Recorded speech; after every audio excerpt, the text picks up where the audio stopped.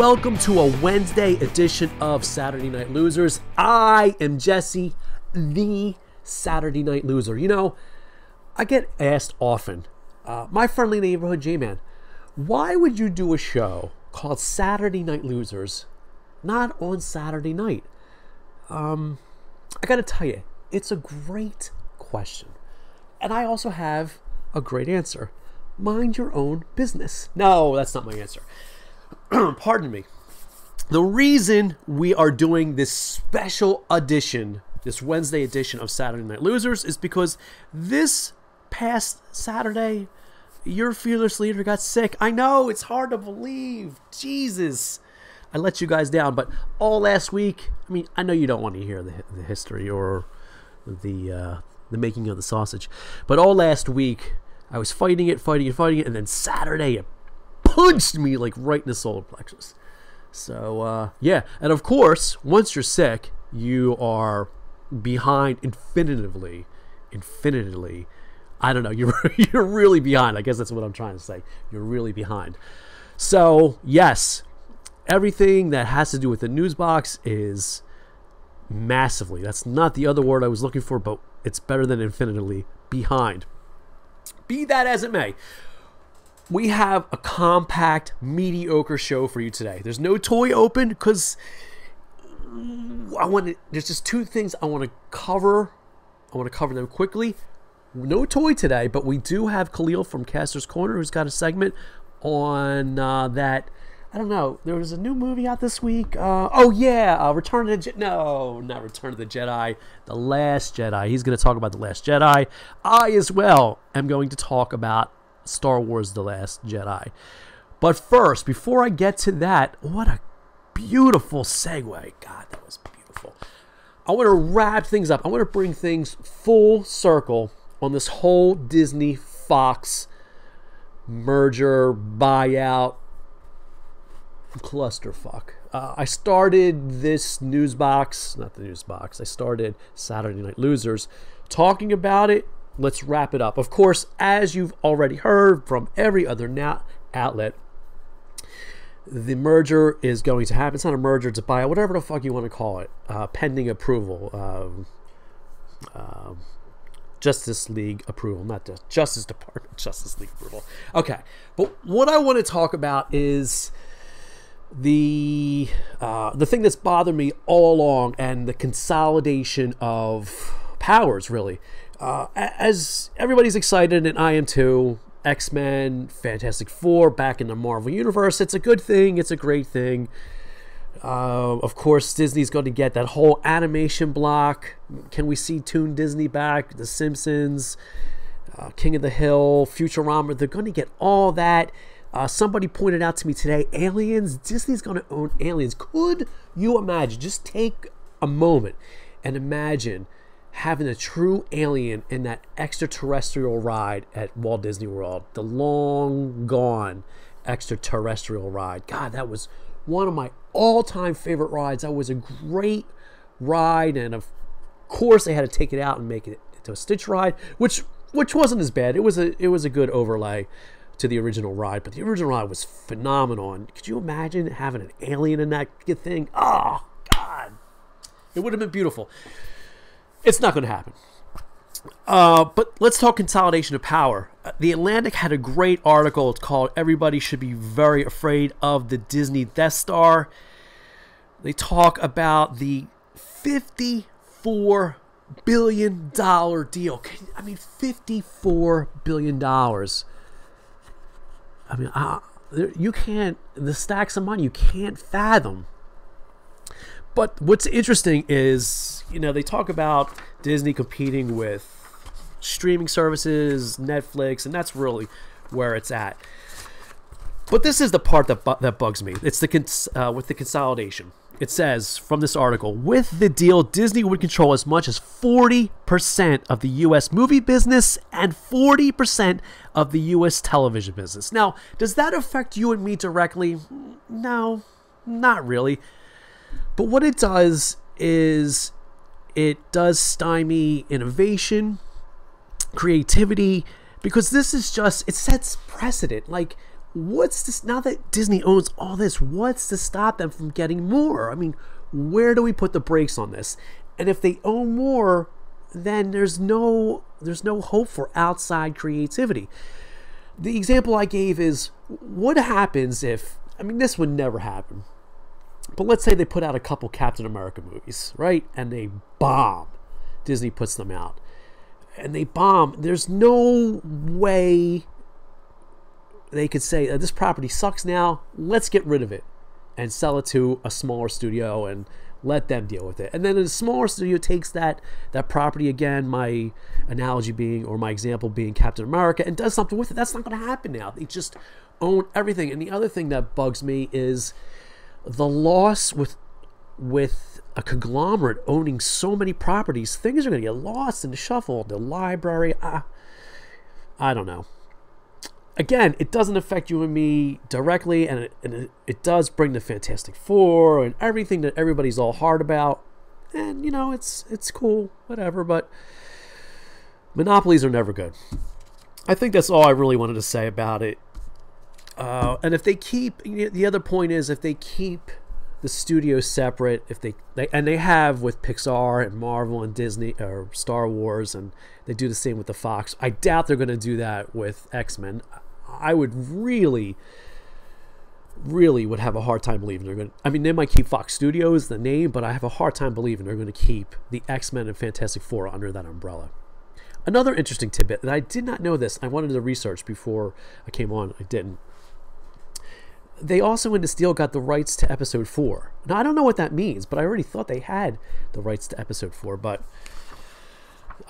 they didn't, which is interesting. So, there's that. The other thing I want to talk about, I'm going to talk about Star Wars The Last Jedi. Speaking of which, another beautiful segue.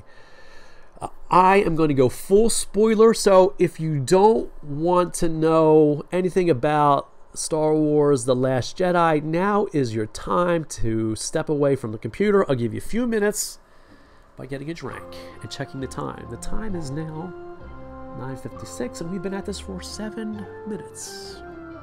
Go ahead, go get yourself a beer. Somebody did this thing, something to this thing. Okay, Star Wars The Last Jedi. You know, initially, I liked it. Oh boy, where do I start? The beginning was good. The middle, that chunk of middle where nothing happened. Now, the slowness is what kills that movie. But after talking to my buddy who owns my local comic shop, Capes and Cows, and then my brother, the Pope of Cookie Town, who eventually will be on here, maybe I didn't like it. I mean, the scene, what makes this movie, what saves this movie is the scene with Kylo Ren and Rey when they take on Snoke. Well, not so much when they take on Snoke, when they take on his royal guard. That was a fucking phenomenal, there's no other way to say it. It was a fucking phenomenal scene. Just them working together in tandem separately. When she drops the lightsaber to get out of the hold and grabs it again. Fucking badass. I know YouTube is going to block this because I said fuck so many times, but it was. And then Kylo, oh my god, Adam Driver, he makes this movie like in The Force Awakens, you know, he was okay, and I left my heater on, so that's what you hear in the background. I forgot to turn it off. The studios are freezing cold. Anyway, segue over. In Force Awakens, Adam Driver, you know, Kylo Ren was okay, but there is something when Snoke says to him, "You are no Darth Vader," and he destroys that helmet. He is out of fucking control, and it is the raw passion in him is I don't know what, palpable, not Palpatine, that's the Emperor. So those two, he makes the movie, okay? Kylo Ren makes the movie. Rey, I felt like took a step back in this movie. I don't want to say I didn't like her character as much. I just felt she was much stronger in Force Awakens, and maybe that's the point. I don't know. But we got to talk about Luke. I don't know. I'm really disappointed in Luke. I wanted so much more from him. I wanted a master who's been I don't know, who's become one with the Force, and instead he's blocked himself off for the Force, and he's like that teenager back on Tatooine. He's whiny, and Rey comes, and he's avoiding it. At first, I thought it was a shtick, that maybe he's just like that whole Buddhist monk thing where you got to sit outside and you got to earn your way inside, but that's not what happens here. And I don't know, man, just get in there and train her, and he doesn't do that. And again, my brother, the Pope of Cookie Town, he points out that, you know, when you're by yourself at an island, in essence, that for so many years you go a little kooky, which is probably true. Maybe Rey didn't really need the training, which I don't necessarily agree with, but I don't know. I was really just, I wanted to see massive control out of Luke. I wanted to see a Jedi Master. Instead, we just saw this Yoda showing up and chastising him again. Like, what the fuck, man? Be the Jedi Master you're supposed to be. I know whatever you did with Kylo, you failed. You spent the last 30 years or after that getting over it. I don't know. That was disappointing, man. It was. I wanted to see Luke harness her power, that raw power that she has, that she obviously has, that she wields. It's amazing in Luke. Whatever. But that scene, Poe Dameron. Okay, here's my other point. Where this maybe was supposed to be the Empire Strikes Back, it really wasn't. I felt like it more reflected Return of the Jedi. And one of the ways is how much it neutered Poe Dameron. Poe in the beginning was great. And then the whole scene with Laura Dern, he became this character that he almost became unlikable. I mean, especially when Leia, don't even get me started about the whole thing. She gets ejected into space and she suddenly wakes up and she's using the Force. I don't know, man. It just felt so cheesy. But anyway, she shows up and she blasts him, and I don't know. They totally neutered him. I think they went in the wrong direction. And then there's the whole casino scene with Finn and Rose. Totally unnecessary. Completely a half hour that could have been cut out of the movie. I don't get it. I don't know what it was setting up. Phasma, another popular character from Phantom Menace. Not Phantom Menace. That's the first one. From Force Awakens. We were, I guess, promised, maybe I misheard, was going to have a bigger part. A middling part for her. I don't know. So it sounds like I didn't like it, right? But I think I did. I did like it. You know what? I feel about this movie the same way I feel about Justice League, which is not a good thing if you really when it comes right down to it. What are we running here? How are we at? 13 minutes. Okay. I expected more. But what saves the whole fucking movie, of course, is that scene. Oh, before I wrap this up. So there's the scene with Luke and Kylo Ren, which I go back and forth about. I did not know. I figured he was there. I see both sides of it. I wanted to fight. I wanted to see him fight Kylo. I wanted to see some. Again, I wanted Luke to be the Jedi Master he was. And maybe in a sense he was on how he used his Force powers to fool Kylo. So, on one hand, I did enjoy the scene. It was, especially when he says to him at the end, "See you around, kid." Awesome. Did Luke have to join the Force at the end? I mean, was it really necessary for him to die or become one with the Force? I don't know. Unlike Empire Strikes Back, where that movie ends, you know that there's a direction, there's hope. There is hope in it. I don't sense any hope in this movie stemming from this movie. And maybe that's the point, but you only have a handful of rebels left on the Falcon. I don't know. It's just... So then we'll go back and we'll wrap this up. We'll talk about the throne room scene. Snoke... Listen, obviously we don't know what's going to happen in the next movie. So it's definitely going to be about Kylo and him and his rise to power. But I think Snoke... We should have seen more of Snoke in Force Awakens. If they were going to throw him away the way they threw him away in this movie, we should have seen more of Snoke in Force Awakens. The way he died was awesome. I mean, the whole scene was great.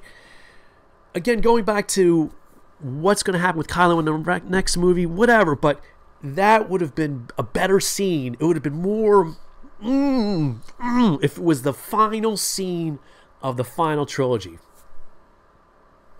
Instead, it was tucked in the middle. It wasn't really in the middle, but it was tucked in the middle, or 2/3 of the way through in the middle of a trilogy. I don't know.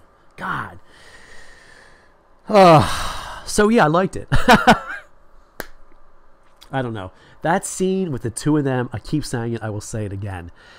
That could have went on. They should have cut that 30 minutes out of the casino and gave us 5 more minutes of that scene with the two of them fighting those guards.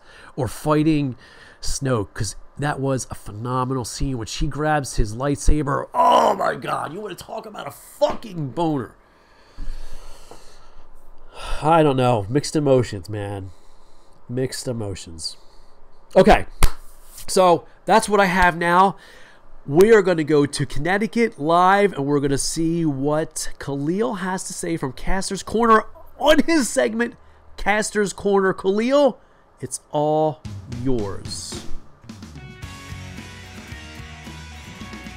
Hi everybody, I'm Khalil from Kastor's Corner, and I am on Saturday Night Losers with your friendly neighborhood J-Man. He's over there, not sure where we are. Thank you for having me on the show again, Jesse. I think the only thing we can really talk about this weekend is Star Wars, because, I mean, really, it's Star Wars weekend. The Last Jedi is out. I saw it opening night, and it was much different than I expected. That's not a bad thing. But before you all worry and turn down your sounds and you wonder if I'm going to talk about spoilers, I'm not. Spoilers aren't what I'm here to talk about. What I'm here to talk about is why I have this and this. This is the Target exclusive Luke with a base of a chunk of Earth, and Rey. This was the Toys R Us exclusive. We still can't find the Walmart exclusive. God knows where that is. But Rey is exclusive to Toys R Us, and she also comes with a chunk of Earth, although a different color. And without spoiling anything in the movie, we're going to leave talking about those two for later. What I really wanted to talk about is why, about 40 years after Star Wars came out, why are we so obsessed with it? And I know everybody's talking about it's the merchandise, it's the characters, it's all these different things. And I think for me, it goes back to the memories. So why does it hold true? Why am I still excited and chase down this Luke figure all over the place? I think the reason is because there was something about it when I saw it for the first time, almost 40 years ago. I can say that now. And I remember watching it with somebody special. So I'll give you a little bit of a story. So when I was younger, HBO was new. There was no such thing as cable. When HBO came out, at least in my childhood mind, I was 3 or 4. HBO only ran movies once a year. You know, they did that for The Wizard of Oz, so I just assumed they did it for Star Wars. And what seemed like once a year, we would go into the kitchen, which was also the pantry and the laundry room in our old apartment, and air popped popcorn and melt butter on top of the thing. And it was a lot of fun, because then we'd sit down in front of the TV, and I can remember seeing the opening crawl for episode 4 and not even thinking, why would they name it episode 4? And watching the original Star Wars with my aunt. I called her Tita. And that had such a profound effect on me that I can honestly say I don't really remember seeing Empire Strikes Back. I know it was out, but I don't remember seeing it. But what I do remember seeing then is Jedi, because Return of the Jedi was the first Star Wars movie I saw in theaters. And I can remember sitting next to my Uncle Matty and asking him for a hanky. He carried a hanky. And during the scene where the Emperor used his hands to throw out the electricity onto Luke, I covered my eyes because I was too afraid. I couldn't watch it. But I fell in love with the Ewoks. The dogs I have, he's asleep over there, resemble Ewoks. I still want my Ewok for my Black Series, and I think they're coming sooner rather than later. But those things, the memories of air popping popcorn and watching episode 4 and watching Darth Vader walk through Leia's ship, and the Emperor electrocuting Luke, and the lightsaber fight, and the Ewoks and Jawa's barge, and just, being, I don't know, 4 or 5, and thinking, ooh, gross, why is Leia in a bikini? All those thoughts, and finding Obi-Wan at McCrory's, this little place that I don't know if it was anywhere other than Connecticut, but just all those little things had such a profound effect as a kid that now when I'm almost 40, I can say it still excites me. When the opening crawl started for episode 8, I got the goosebumps. I just got all a shiver and was so excited in the theater to see that. And old man's Luke's beard is being grown in right here. And I have to say that I loved seeing Mark Hamill as Luke Skywalker. I think what I will say about The Last Jedi, no spoilers, promise. Won't say anything about anything that happened. I'm completely spoiler free for the next couple weeks on the site. We're going to try to stay away from that on castorscorner.com. But they literally tossed out all the tropes that you would expect them to do in Star Wars. And I think that was the most refreshing piece. And there's some criticisms on choices of locations and little A, B, and C plot lines. I think they all worked because I think that they introduced the fact that Star Wars is a much bigger universe than what we're used to. Because we've been following the adventures, story, mythology of one family through Star Wars. And the idea that the Force, the rebellion, and all that is much bigger than them really comes to fruition in this film. And I think it kind of is launching Star Wars off into another direction and seeing it grow and be bigger than it really is. So that was pretty exciting to see on the big screen. And even, I'm saying, 40 years later, seeing Chewie roar and R2 beep, beep, beep, and C-3PO have a anxiety attack. I wonder if they make Xanax for droids.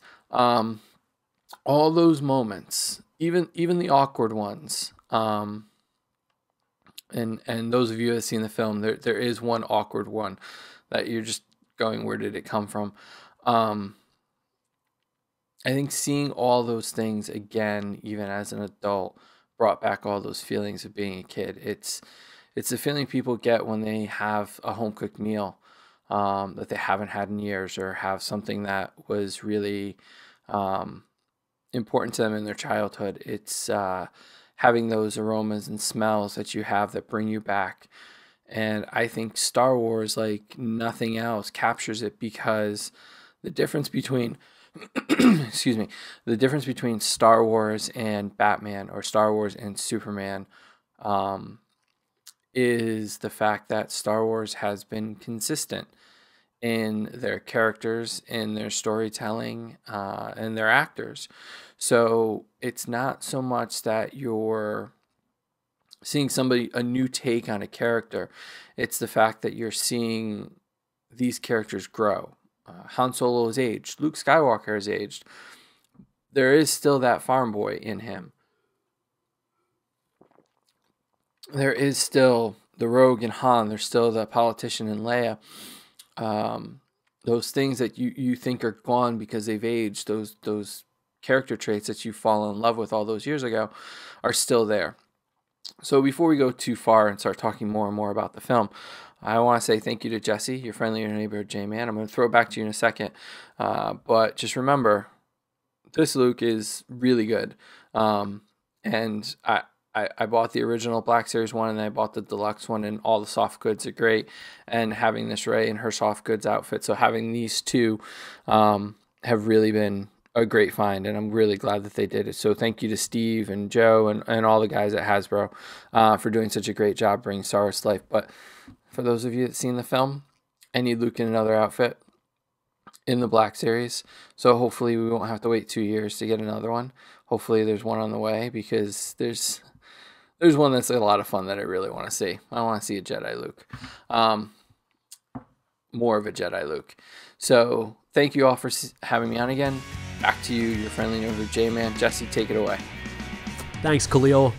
I actually had that Luke Skywalker figure in my hands, that Target exclusive one that he was showing off, and I left it at Target, and I'm kind of glad that I did, since I was so disappointed in Luke. Anyway, that is all the time for today's show. No toy again. What do we got coming up? Yes. The Red Chair Show, the long in production Red Chair Show of those big figs, the Jack specific big figs, which you can see behind me. That, I promise, is coming up. It will be done by Saturday, by this weekend, by the next Saturday Night Losers. I also promised you a look at these beautiful, beautiful blasters. Can you see this? Look at this. Oh, I cannot wait. Listen, I'm disappointed too. They've been sitting in here since the last Saturday Night Losers, which was over a week ago. We're going to crack these open, I think, on Saturday. We may have to bump it. Because it's Christmas season, I have a lot of toys that we have to open up. We have to open up. So, potentially, those Deadpool blasters. If we don't get to it, you sue me. And what else? What else do we have so we can wrap up? That's it. That's all that I have. Compact show for you. Thanks for tuning in. And tell your friends, not just the good-looking ones, Saturday Night Losers on Wednesday night. Thank you. No thank you.